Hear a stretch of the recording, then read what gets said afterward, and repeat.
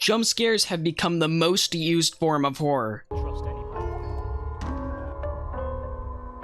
Mascot horror couldn't be where it is at today without jump scares. But why? Well, the main reason that they work so well is because one of the two innate fears that us humans are born with. The fear of loud sounds.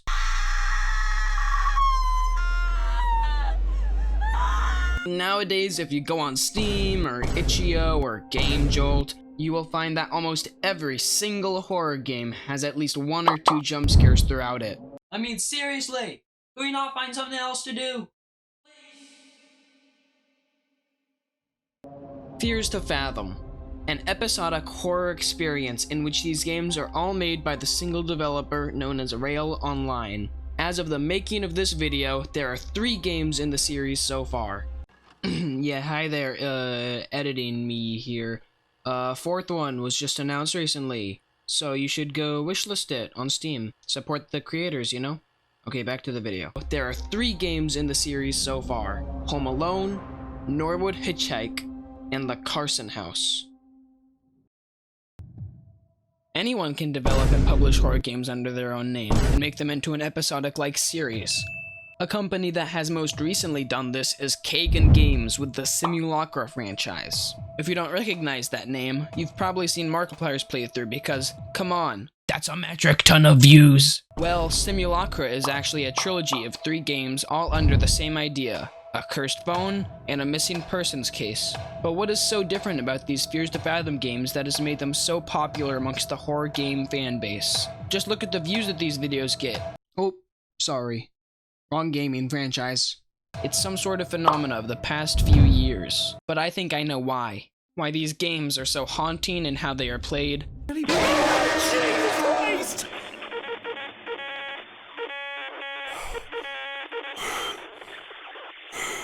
How their stories are so thrilling, yet slow. It's because they are all true. Yes, you heard me right. These games are all based on true stories, either found by Rail on subreddits online or directly sent to his email. There will always be speculation that they aren't true stories at all, but just made up for some internet points, or to see your tale get recreated in video game fashion. And this belief is extremely fair. We've been taught to never believe everything we see on the internet, but even the thought of these games having been based on a true event is enough to make it feel more real. We will start where it all began. God, that sounded cringy. Hey, can we fire whoever's writing this script? Wait. I wrote it? Oh.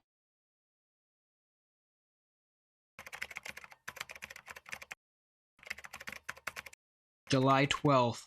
I didn't want to put this up on Reddit just for it to be called a piece of fiction. I don't even know where to start. Excuse my lack of good storytelling skills.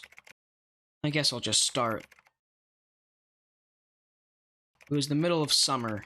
My parents had left for the weekend due to a work trip. That meant I was all by myself for the weekend. Also, I do feel like I do have to mention that my sleep schedule was really messed up around this time.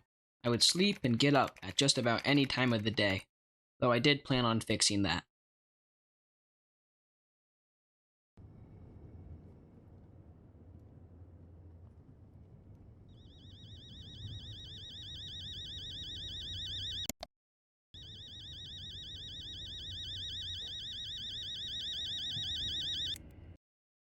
In the game, we play as Miles, a 14-year-old kid. He really wasn't lying about his sleep schedule, huh? Miles gets out of bed and decides that it is already late enough as is, and he would go get himself some food. It was dinner time after all. We walk out of a room and we get a notification on our phone from Mom. We open the text and our screen is bombarded with 2 text chats between Mom and Mason. As you open the phone, you can hear a creaking sound from outside the house.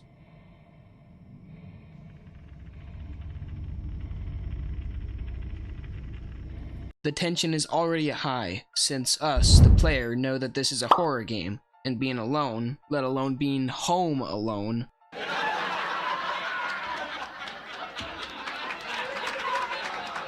is not exactly the safest situation you can imagine yourself being in.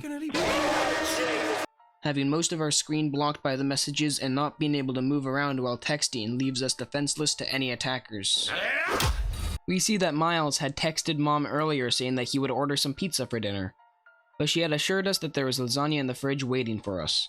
We go downstairs to our kitchen and find the fridge. We open the door and sure enough, the lasagna is right there waiting where Mom said it would be.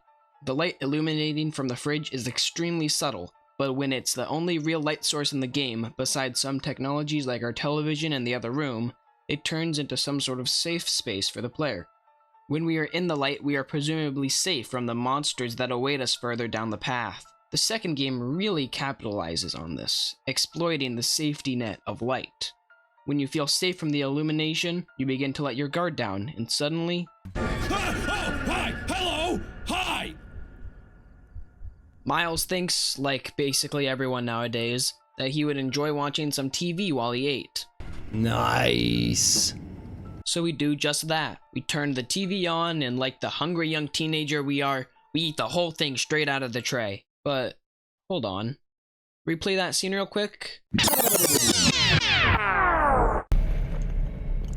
There's no sound to this subtle scene to implicate that anything different could be happening, so you either see it, or you don't. If you don't, then you go on to finish the horror game and leave it a 5 out of 10 review on Steam captioned Spooky House Game Ripoff of the Movie. But if you see it, well, you're going to be on the edge of your seat for the rest of your playthrough. We see this figure walk up on our stairs, but Miles is naive to the situation, or at least he doesn't give anything away telling us that he knows. Oh, and the thought as a passive viewer knowing that they're upstairs. If you decided to check the back door, you'll find this. Miles doesn't say anything about the cracked open door frame, open just enough for someone to fit through. If you were to check the back door before eating your lasagna, we can see that the door is not opened in the slightest. Yippee. I'm sure he was also enjoying his own lasagna.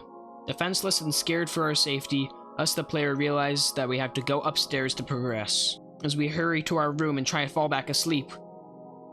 Homework? We finish up in about 3 hours and go back to sleep, only to wake back up to a need for a nice bottle of H2O. If I was left home alone like this and needed to get some water, I would be turning on every single light in the entire house just to feel safe. Anyway, we get the water and head back up to our room as hastily as possible, being filled with a sense of dread as we slowly creep back up the stairs. The tension is broken by a few texts from Mom, but thinking that texting our mom was safe was certainly naive. As we open our phone to this picture, a man outside our door is waiting for us. Us! Mom tells us to lock every door in the house and hide. Heading to our bed since we know it's the only safe place in the house anymore, our option of going to sleep has turned into hide. And we proceed to hide under our bed. We sit here for a few moments. This gives us, the player, just enough time to think about the realism of this game, how the story being told through the game has actually happened to someone in the real world. Except the jump scare bits. Wait, what can I leave? Jesus fucking Christ! We wait a few more seconds under the bed, only to hear... No, thank you. I'm good. The doorbell? But we just heard the window break. The intruder is in the house. Why is he ringing the doorbell? Our questions come to a standstill as Mom assures us that it's actually our neighbor Paula at the door, the same one who sent us the screenshot, and that everything is going to be okay. We have two options here. One, to disregard Mom's reassurance of safety and stay hidden under our bed. Or two, go downstairs to see who's at the door. If you choose to wait, you are met with enough silence to make you believe that it is actually Paula at the door, still ringing the doorbell. So you get out from your hiding spot, you make your way to the stairs. No, the intruder. They're here. We are within 5 feet of them at the top of the stairwell. If you actually have a brain and realize that danger means danger, then you would return to your room and proceed with hiding. We hide, and hide, and hide, and... Oh my goodness. Wait, oh my god. The police! They actually came? Getting out of our hiding, we see that the cops are pulling into our driveway. The music kicks in, and Rael's name pops up on screen, ensuring us that we have survived. We actually made it. As the game screen cuts to black and crashes, our dread is immediately overshadowed by the incredible rush of surviving. we actually did it. Fears to Fathom games have always left me with a sense of completion, as if we were actually the person who lived through these experiences and lived to tell the tale. These games always leave you with an immediate feeling of safety after being put through so much torture, and everything instantly feels worth it. Getting to the credits of a Fears to Fathom game is like getting to the end of a TV season. You know there's more to come, but this is a great enough story to stand its own ground as its own separate thing. And this is what these games have showed me, that you don't need a big IP to make a successful game franchise. You just need to have a compelling enough story to keep your fanbase excited for the new installment. Thank you for watching my first ever video essay. I hope you enjoyed. I would go into more detail about the second and third games, but I didn't want to make my first video in this style to be an extremely long one. If you enjoyed, a like would be much appreciated. And if you have any criticism, I'd be happy to hear about it in the comments. That's all from me. Bye-bye!